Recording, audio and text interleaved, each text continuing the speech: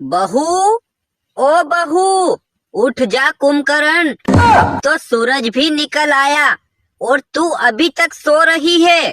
क्या हुआ माँ जी? आप सुबह सुबह क्यों फटे बांस की तरह चिल्ला रही हो?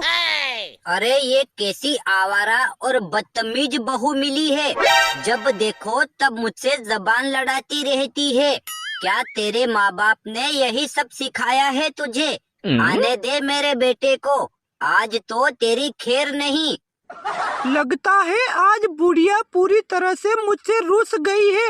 आज तो मेरी मार पिटवा के ही रहेगी। मैं उनके आने से पहले ही इन्हें मना लेती हूँ। अरे मेरी प्यारी सासू माँ जी, मेरी भोली माँ, मुझसे गलती हो गई, मुझे माफ कर दो।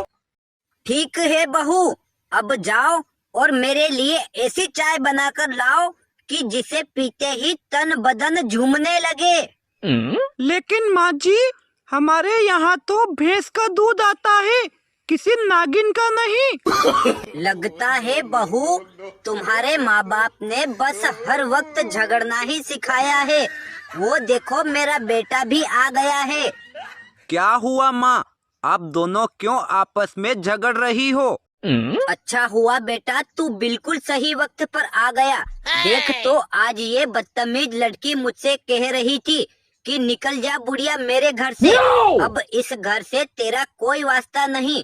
और तो और बेलन लेकर मेरे पीछे पड़ी थी मुझे मारने के लिए। वो तो भला हो पड़ोस की आंटी का, जो उन्होंने आकर मुझे बचा लिया। क्यों गोरी, तूने माँ को घर से निकल जाने को कहा और बेलन लेकर इन्हें मारने के लिए इनके पीछे दौड़ी। आज तो तुझे बांधकर बेल्ट से मारूंगा। नहीं जी, आज सुबह मेरे उठने में थोड़ी सी देर हो गई तो माँ जी बड़बड़ा रही थी, तो मैंने बोल दिया कि माँ जी चिल्लाइए मत। बच्चों की कसम, मैंने इसके अलावा कुछ नहीं कहा। माँ जी हमें लड़वाना चाहती हैं। क्यों माँ, तूने हमारे साथ ऐसा क्यों किया? क्या तू चाहती है कि हम दोनों एक दूसरे से अलग हो जाएं?